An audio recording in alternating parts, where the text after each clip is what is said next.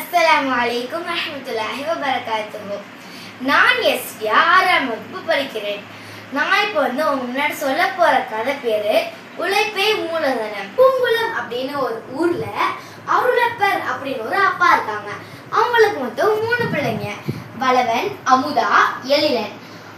அருளப்பருக்கு வெளிநாட்டுக்கு போகிற ஒரு கடமை இருந்துச்சு. அதுக்காக 3 பிள்ளைங்களையும் கூப்பிட்டு நான் வெளிநாட்டுக்கு போறேன் அப்படின்னு சொல்லி 3 பேத்துக்கும் 50,000 ரூபாய் கொடுத்துட்டு போறாங்க. 3 பேர் உட்காந்து ஆலோசனை பண்றாங்க. வளவன் நம்ம அப்பா நம்ம திறமை இழப்போடு தான் இந்த மாதிரி பணம் கொடுத்துருக்காங்க அப்படின்னு சொல்லிட்டு பேசிட்டு இருக்காங்க. அதுக்கு அமுதா, ஆமா எனக்கும் அப்படிதான் தோணுது அப்படின்னு சொல்றாங்க. அதுக்கப்புறம் எழிலன் சொல்றான், இல்ல அப்படிலாம் இருக்காது, நம்ம அப்பா அந்த பணத்தை பாதுகாப்பா வச்சுக்கணும் அப்படின்னு தான் சொல்லியிருப்பாரு, நம்ம பாதுகாப்பா வச்சுக்கணும் அப்படின்னு தான் எழிலன் சொல்றான். வளவனுக்கு வேளாண்மையில ரொம்ப விருப்பம். அதுக்காக வாடகைக்கு ஒரு இடம் வாங்கி அதுல வேலி போட்டு நிறைய நெல்லு உழுது எல்லாமே நெல்லு வைக்கிறான். நிறைய காய்கறிகள் எல்லாமே வளருது. அமுதா மாடு ஆடுகள் மேல ரொம்ப விருப்பம். நாட்டு மாடுகள் வாங்கி அதுல இருந்து பால் கறந்து வீடு வீடா போய் விற்கிறா.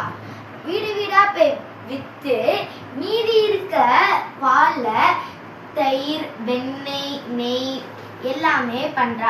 அதுக்கப்புறம் எழிலன் நம்ம பணத்தை பாதுகாப்பா பார்த்துக்கணும் அப்படின்னு சொல்லிட்டு நம்ம கையில வச்சுக்கலாம் அப்படின்னு யோசிக்கும் போது, இல்ல திருட திருட்டு போயிடுவான், நம்ம வட்டிக்கு கொடுக்கலாம் அப்படின்னு யோசிக்கும் போது, ஐயோ நம்ம அப்பா என்னடா வட்டிக்கெல்லாம் போய் ஆசைப்படுறான் அப்படின்னு ரொம்ப தாழ்வா நினைச்சிருவாங்களோ அப்படின்னு சொல்லிட்டு நம்ம வங்கி, அதாவது பேங்க், அங்க போய் பாதுகாப்பு அறை, அதாவது லாக்கர்ல போய் வைக்கலாம் அப்படின்னு யோசிச்சிருக்கான். அதுக்கப்புறம் அருளப்பெரும் வெளிநாட்டுல இருந்து வந்துட்டாங்க. வந்தோடனே ஃபர்ஸ்ட் வளவனை கூப்பிட்டு, நான் கொடுத்த பணம் எங்கே அப்படின்னு கேட்கும் போது வளவன் சொல்றான், நான் வேளாண்மை செய்து நீங்க கொடுத்த பணத்தோட நான் 2 மடங்கு பணம் சம்பாதிச்சேன், இந்தாங்க பணம் எடுத்துக்கோங்கன்னு சொல்லும் போது அருளப்பர், எனக்கும் உண்மையும் உழைப்பு ரொம்ப பிடிச்சிருந்துச்சு, எனது பரிசாக நீனே எடுத்துக்கொள் அப்படின்னு அருளப்பர் சொன்னாங்க. நெக்ஸ்ட் அமுதாவை கூப்பிடும் போது, அப்பா நான் மாடுகள் வாங்கி அதுல பால் கறந்து வீடு வீடா போய் விற்பேன் அப்படின்னு சொல்லியிருக்காங்க.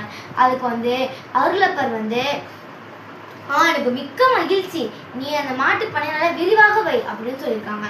கடைசியா இறுதியாக நம்ம எழிலனை கூப்பிடும் போதே எழிலன் பேங்க், அதாவது வங்கியில இருந்து காசு எடுத்து கொடுத்துருக்கான். அப்ப அருளப்பர் சொல்லியிருக்காங்க, நீ இந்த காலத்தை வீணாக்கிட்ட,